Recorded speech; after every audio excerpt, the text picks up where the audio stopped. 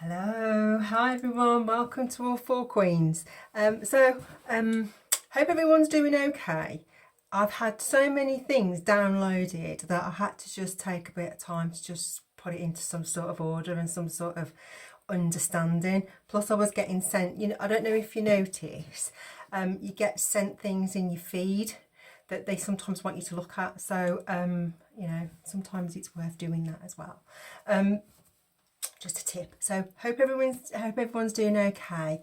I hope you're all keeping up with your spiritual practices, and I hope you got through Halloween okay. I just took another chill out day really, and just sorted some stuff out and just did a bit of prayer and stuff as you do. But I hope everyone's understanding the importance of prayer. I mean, not everyone's into prayer, I get that, but obviously when you hit into spiritual warfare, and people that you think are close to you actually go down the rabbit hole too, then you do have to align. And sometimes as well, and I will say, from what I've experienced and from what I've learned, there are people that I believe everybody that we meet in life is a reason, a season, a lifetime, and sometimes they're soul contracts or their soul ties. And obviously 2024 is a big one. If you look at what's going on around the world, it's about cleaning up house basically, and so all the things that have been done are sort of like being cleaned up now or exposed, or whatever the real reason is. So I think the same with your network. You're going to find out things that you didn't know, or you did suspect but you didn't take heed to it, or you chose to ignore it. And that's not a bad thing. That's not a criticism. But there are some things in life that are not meant to come with you in the future. If they don't clear their karma and you've cleared yours, then obviously there's some things are just not meant to be. And what I do mean by clearing karma, I mean, I will do some. I've done one if you look at the previous one, but I will do a little bit more in it. But the generational curse and the karmic debt, yours and your ancestral sins, but also closing out cycles as well and doing it properly. We live in a culture, and I call it the ghosting culture. Rather than face things in a mature way and have mature communication and conversations, people tend to just do maybe what their curse is, and they ghost, and that isn't necessarily closing out a cycle. Plus it doesn't close out your karma, because you just get more karma for it. So it's about doing things the right way. And we're not all perfect, and sometimes we catch karma and we don't even realise we're catching it. Hence why I go back to faith. For me, is if I've done something or I've offended somebody and I haven't been able to clear it with them, or I have cleared it with them but I still don't feel comfortable about it, I'll pray about it and I'll ask for forgiveness, or I'll ask, if I've done anything wrong, can I just seek forgiveness on that? Because obviously you don't want to hurt anyone. We're not here to do that. We're here to live our life as in kindness as much as possible, and not avenge for those that hurt us, and just hand it over, because as you've seen around the world what's going on. So why am I rambling? So lots of things came through, and I was trying to put it into some sort of order. And so because of everything that's going on around the world, I just wanted to focus on this. Now, I don't know if anyone's managed to look at that prayer storm, the ex-Satanist who talks around being married to a witch before he was born, a 6-year-old witch before he was born. And the reason why I'm making reference to that again is in part of that, and I did try and go through it the other day so I could get the clip for you, but when you go through that, there's part of it where he talks about the celebrities that will go to foreign countries and pay to it actually turned my stomach, to be fair, when I listened to it. And it's only a small clip of it, but basically they go and they are not very nice to people, and obviously that is something they do to get power and whatever. But You know, I didn't, but that's what he says that people do. Sorry, my eyes gone a bit funny. That's what he says people do. So if you do get to see, because you just get to see another side of the world, and I think, you know, we can't all live in this world where we think it's all one thing, and it's not. It's a layer of many things. But being aware of it is better than not being aware of it at all. And why do I say that? Is because in another one I talk around how they infiltrate you, and sometimes you don't realise that they're coming and they're infiltrating you, and then before you know it, you're in something and you can't get out of it. So obviously they'll approach poor people, or poorer people, or less fortunate people, for want of a better word. No, poor is probably not a nice thing to say, but they'll approach people, entice them with things that are nice and shining, money, cars, and then before they know it, they've got all this stuff. They go to leave, and then it's like, oh, hang on a minute, you can't leave because we've given you all this, we've taken photos of you doing all this and these parties and things like that. So, you know, if you leave us now, we're going to expose all this, so you can't leave, and we've given you so much, you're indebted to us now. And that's how the devil works. You know, that's how it works. So obviously, the way of God, divine, whoever you believe in, it's not an instant gratification. If you look at my journey, and when people want to steal from me and take my creativity and take, you know, my YouTube content, and they want to take my book, and they want to take all my creative art and stuff like that, they're going to get karma for it. And obviously we don't wish karma on anyone. But secondly, they've not walked in my shoes to understand why I'm where I am. The things that I've had to lose, and the things that I've had to rebuild and break down and rebuild and break down and rebuild.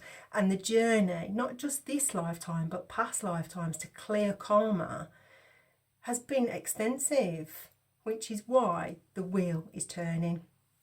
So from that, I'm going to read out of the Bible, and obviously this is from the plagiarisers who are out there, because I've noticed that they're only interested in the Bible stuff, so presumably they are some religious people, because obviously they leave stuff in my laptop as well, and I think they've cloned my channel, so because obviously, you know, they want to take the content and use it as their own. However, today's session, because of what's going on around the world, and because children are really important and we need to protect them, I want to talk around obviously how they infiltrate us and the operations. And you know what, I was looking at this the other day, and I was thinking to myself, when you look back, I mean, obviously I've got 50 plus years on me, but if you look back at how things have been infiltrated into the system, slowly, subtly, you know, before things like, you know, the sex trade was quite an underground thing. Now it's big and it's out there, you know, all the other stuff that was like the bunnies and stuff, and all that stuff was hidden. It wasn't as open, and now it's just like in your face. And obviously the Hollywood that's been exposed on all its things. Now, my question, and I'll ask you the question, is that parties or is that rituals? And is that become now the norm, where it's just so normal to just behave like that? And I just think that, you know, we as the public have to ask ourselves, what do we think? I mean, you know, I think when you start going down that road and start going down that level of, like, I think then you're in the realms of how much have you sold your soul, because obviously that to me is going right down the rabbit hole for me personally, and that's not a judgment, but I think, you know, it is. And so I'm not saying it's not a judgment, but I think if you're doing it for yourself and you're doing it on your own, that's one thing. But when you're bringing all innocent people into it, or people who are being paid to do that sort of stuff because it satisfies something within yourself, then that's a question mark as to, that's not of God. That's not of humanity, really. So then you've got to ask yourself, is it of the devil? And if it's of the devil, is it demonic? Because, you know, I would question whether some people have just sold the souls that far that they've gone down the rabbit hole and they don't have a soul. And so they have to keep sacrificing and doing these things to fulfill whatever they've sold themselves out to be. So, on that note, I'm hoping we keep the light in here because obviously I'm doing it quite late. I want to talk around Sodom and Gomorrah. And that's in Genesis 18:13, because I think it's quite important. So, what is Sodom and Gomorrah? It was about a legendary cities of ancient Palestine in the Genesis. The notorious cities were destroyed by brimstone and fire because of their wickedness in their behaviours against what God had set out. God destroyed for their grave sins, punishment for their wickedness, their lack of repentance, and to stop their evil from spreading. A lot, but he did spare Lot and his family. That was Abraham's nephew, and the reason being is that he did try and put some mud in, but obviously they didn't want to go down that road. Now, obviously, the scripture is old, and it will talk about things that today we classify as, acceptable. So don't take offence. However, we all have the right to our opinions, and we were created man and woman before everything else imploded. So whatever you believe in, it is what it is. And obviously, one could argue, is there healing there to be had? Now, Sodom and Gomorrah. Now, I'm going to start with Abraham pleads for Sodom, and then I'm going to go on to Sodom and Gomorrah destroyed. So Abraham pleads for Sodom. When the man got up to leave, they looked down towards Sodom, and Abraham walked along with them to see them on their way. The Lord said, "Shall I hide from Abraham what I am about to do? Abraham will surely become a great and powerful nation, and all nations on earth will be blessed through him. For I have chosen him, so that he will direct his children and his household after him to keep the way of the Lord by doing what is right and just, so that the Lord will bring about for Abraham what he has promised him." Then the Lord said, "The outcry against Sodom and Gomorrah is so great, and their sin is so grievous, that I will go down and see if what they have done is as bad as the outcry that has reached me. If not, I will know." The man turned away and went towards Sodom, but Abraham remained standing before the Lord. Then Abraham approached him and said, "Will you sweep away the righteousness with the wicked? What if there are filthy righteous people in the city? Will you really sweep it away and not spare the place for the 50 righteous people in it? For be it from you to do such a thing, to kill the righteous with the wicked, treating the righteous and the wicked alike. For be it from you, will not the judge of all the earth do right?" The Lord said, "If I find 50 righteous people in a city of Sodom, I will spare the whole place for their sake." Then Abraham spoke up again. "Now that I have been so bold as to speak to the Lord, though I am nothing but dust and ashes, what if the number of the righteous is 5 less than 50? Will you destroy the whole city because of the 5 people? If I had 45 there," he said, "I will not destroy it." Once again he spoke to him. "What if only 40 are found there?" He said, "For the sake of the 40, I will not do it." Then he said, "May the Lord not be angry, but let me speak. What if only 30 can be found there?" He answered, "I will not do it if I find 30 there." Abraham said, "Now that I have been so bold as to speak to the Lord, what if only 20 can be found there?" He said, "For the sake of 20, I will not destroy it." Then he said, "May the Lord not be angry, but let me speak just once more. What if only 10 can be found there?" He answered, "For the sake of the 10, I will not destroy it." When the Lord had finished speaking with Abraham, he left, and Abraham returned home. So, I've read that. So if you look around at what's going on, and I'm going to use Hollywood because obviously we're seeing it all play out there at the minute. And you look at what's going on in terms of and I think in an earlier one I say one person brings everyone to karma, and we don't wish karma on anyone, but when someone's ego gets so above and beyond, that's what's that's what happens. And I think in my case, that's what happened. Somebody's ego was so great and they thought they were so powerful and thought they were so righteous in what they did to get everyone together to do like magic around the world. They brought people into karma because, you know, God works in mysterious ways, doesn't he? And he gets everyone to, you know, he allows the devil to tempt you and test you. And then obviously, you know, it's your choice which one you take. But what you're not in control of is the consequences. So I think that's what we're seeing at the moment. And if you look at what we're seeing at the moment, you know, it's not just one person that's being held into account. I think we're going to find there's going to be a lot more people, and I don't think it's just going to be what we see there, because like I said previously, if you look the last 10-20 years, other people have been held to account, and the trickle that fell down behind them as well. So, you know, but use your own discernment and your own intuition, and, you know, you've got your own thoughts on it. You know, you don't need me to tell you what to think. You know what you know what you see yourself, don't you? So anyway, Sodom and Gomorrah destroyed. The two angels arrived at Sodom in the evening, and Lot was sitting in the gateway of the city. When he saw them, he got up to meet them and bowed down with his face to the ground. My lords, he said, please turn aside to your servant's house. You can wash your feet and spend the night and then go on your way early in the morning. No, they answered, we will spend the night in the square. But he insisted so strongly that they did go with him and entered his house.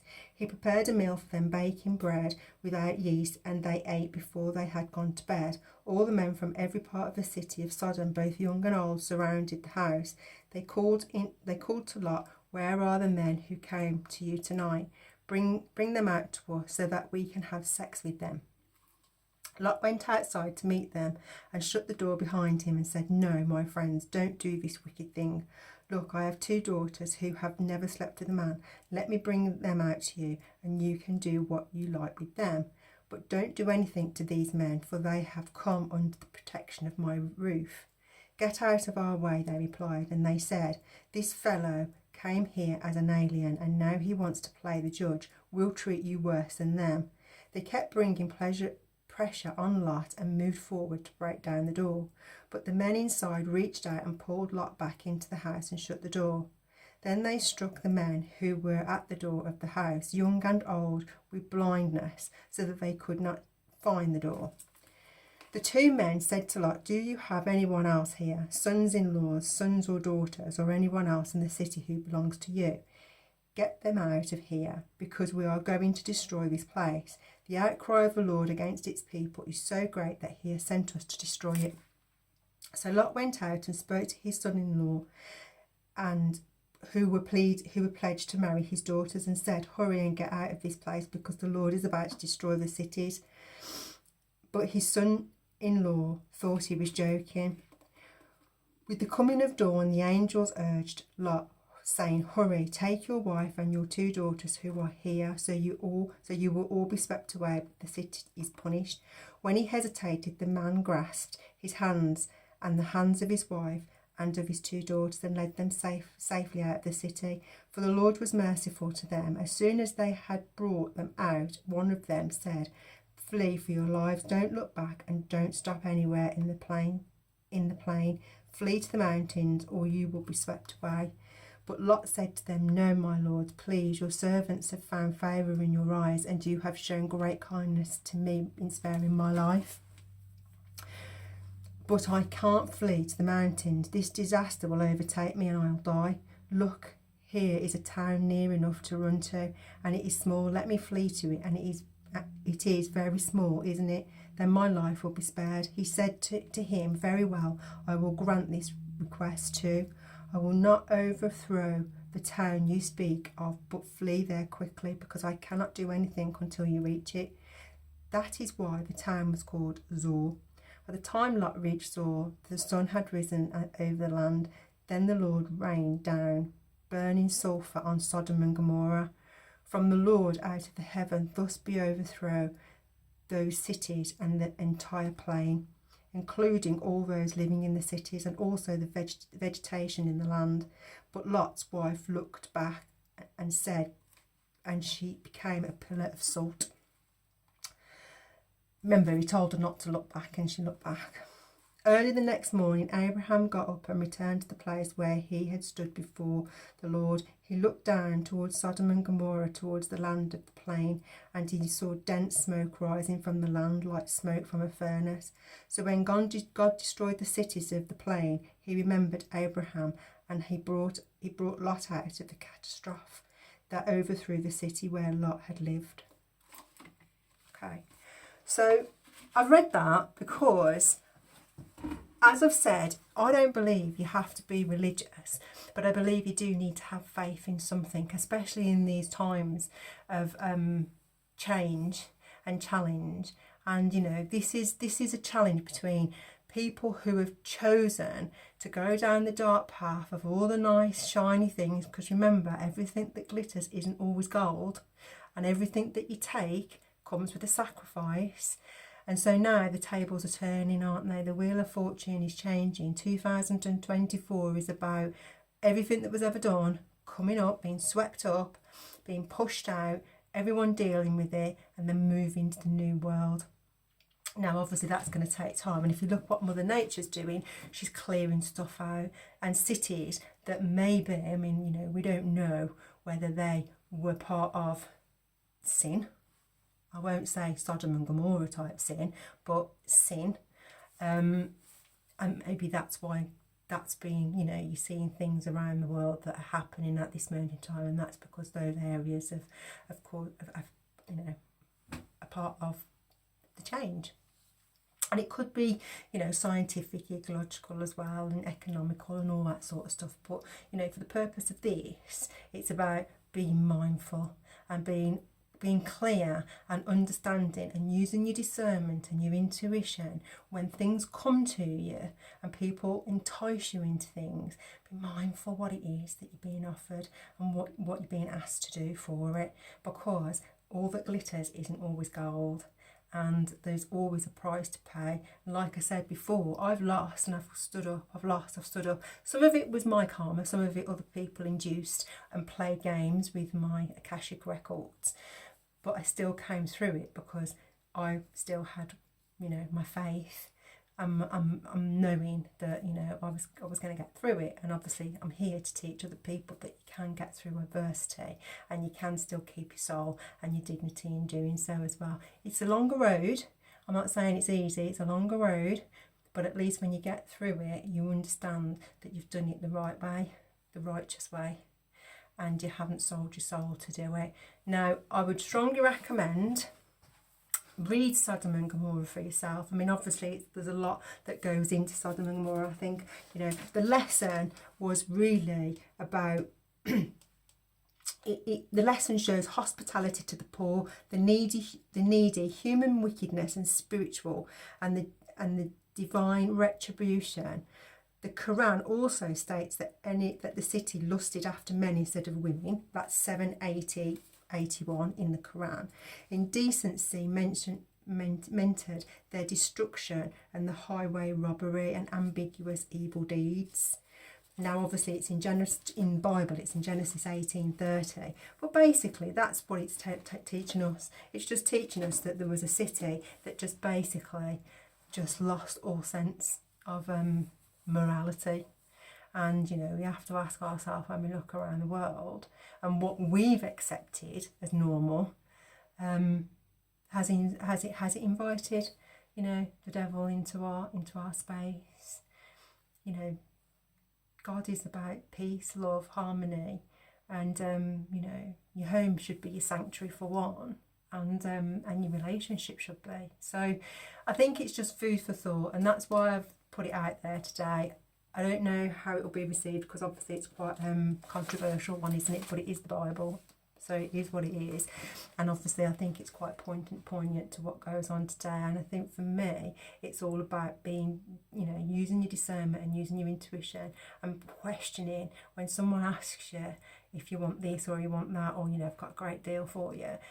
Just take a step back, because not everything, you know, abundance isn't always big money, is it? Abundance can be anything, but we've been conditioned to believe that it's attached to that, and being attached to that comes at another price, doesn't it?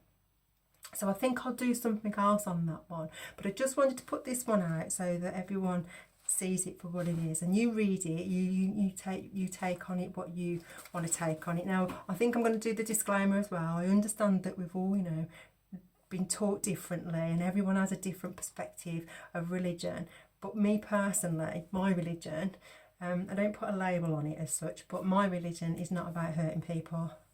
And it's not about hurting people. It's not about saying that I do this and then going behind scenes and doing something completely different. That isn't my religion. So my religion is about being righteous as best you can. If you've done something wrong, you repent for it, and just kindness is free. And treating people how you want to be treated, and that's obviously Luke 6:31. So I don't think 6:31. Sorry, I don't think you can go wrong with that. As long as, you know, you putting out what you expect to get back. So I'm going to leave it on that because it's gone a little bit longer than I expected, but I'm glad I got it done because obviously I wasn't quite sure how light it was going to be. Have a great day, and I'll see you in the next one. See you later. Bye.